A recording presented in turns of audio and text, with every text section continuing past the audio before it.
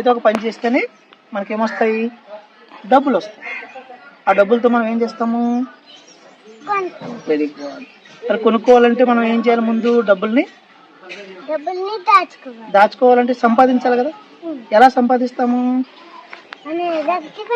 Very good, ఏదో ఒక పని చేయాలి కదా. అందుకని వాళ్ళ తండ్రి ఏం చేశాడంటే, నువ్వు హాలిడేస్లోని ఎక్కడికైనా వెళ్ళి పని చేసుకొని 1 రూపీ తీసుకొని రా అంటాడు.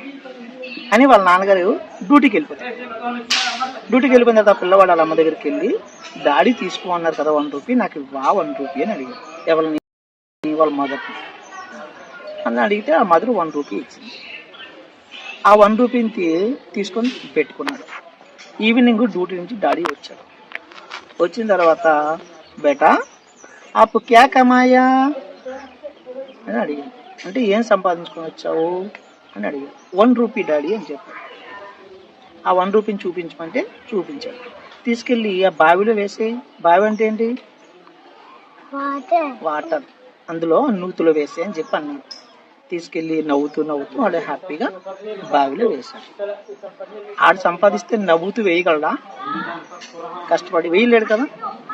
కానీ డాడీకి తెలిసిపోయింది, ఏమని, వీడు సంపాదించలేదు, ఎవరో ఇచ్చారు వీడికి అని చెప్పేసి.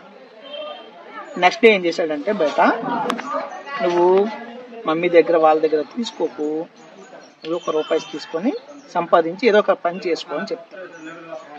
అంటే సరే అని చెప్పేసి దానికి కారణం ఎవరినో తెలుసుకొని ఆమెతోటి చెప్తాడు, నువ్వు 2 రోజులు రెస్ట్ తీసుకో మీ అమ్మగారి ఇంటికి వెళ్ళి, పిల్లవాడిని బాగు చేయాలి అంటే మనం అందరం కొంచెం ప్లాన్ చేసుకోవాలని ఆలోచన చెప్పి, నెక్స్ట్ డే నువ్వు ఏదో ఒక పని చేసి నువ్వు డబ్బులు సంపాదిస్తేనే నైట్ భోజనం ఉంటుంది అని చెప్తావు.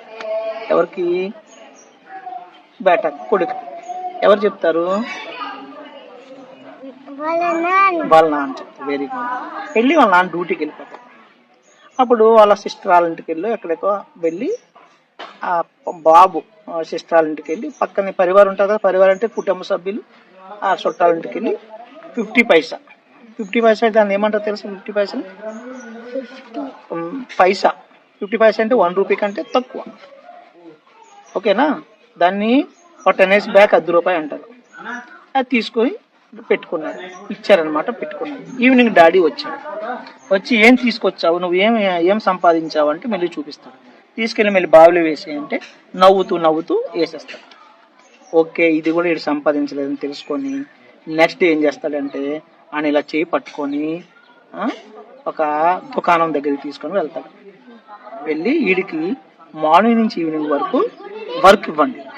వర్క్ అంటే ఏం వర్క్, పని చేసే వర్క్, డబ్బాలు మోయడం, పెట్టెలు మోయడం, అక్కడ చిన్న ప్యాకెట్లు పట్టుకొని మోయడం, అది వర్క్ చెప్పండి మార్నింగ్ నుంచి ఈవినింగ్ వరకు అని చెప్పి ఎవరు చెప్పారు, వాళ్ళ ఫాదర్ చెప్పారు.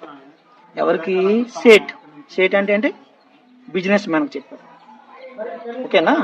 ఆయన ఏం చేశాడంటే ఆ బేటాకి, ఓకే సార్ నేను చెప్తాను అన్నాడు. ఆడి పని చేస్తాడు కదా మార్నింగ్ నుంచి ఈవినింగ్ వరకు, ఆ వర్క్ ఎంత చేస్తాడో ఆ వర్క్ తగ్గట్టు పైసలు ఇవ్వండి అని చెప్తాడు. ఎవరితోటి, ఆ బిజినెస్ మ్యాన్తో. ఎవరు కష్టపడ్డాయి, ఈ బేటా కష్టపడతాడు కదా, వాళ్ళ కొడుకు కష్టపడిన దానికి ఎంత ఇవ్వగలిగితే అంత ఇవ్వండి అని.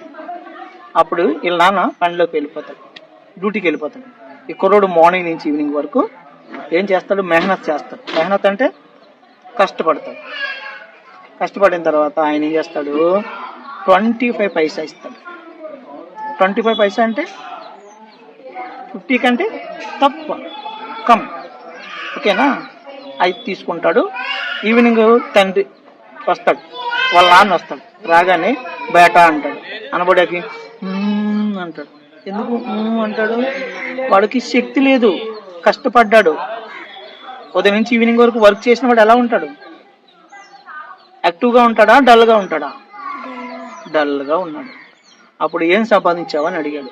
అది చూపిస్తా 25 పైసా, తీసుకెళ్లి బావిలో వేసి అంటాడు.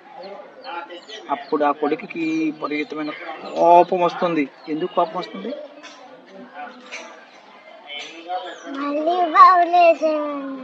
మార్నింగ్ నుంచి ఈవినింగ్ వరకు కష్టపడ్డాడు కదా, మెహనత్ చేశాడు కదా, చేసిన దాన్ని చేస్తేనే వచ్చింది డబ్బులు.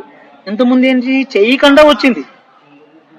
ఈజీ మనీ, అది కష్టపడకంటూ వచ్చింది కాబట్టి వాడికి తెలియలేదు. ఇంత కష్టపడితే కానీ వస్తుందా అన్న సంగతి వాడికి తెలియదు కాబట్టి అది వేసేసాడు.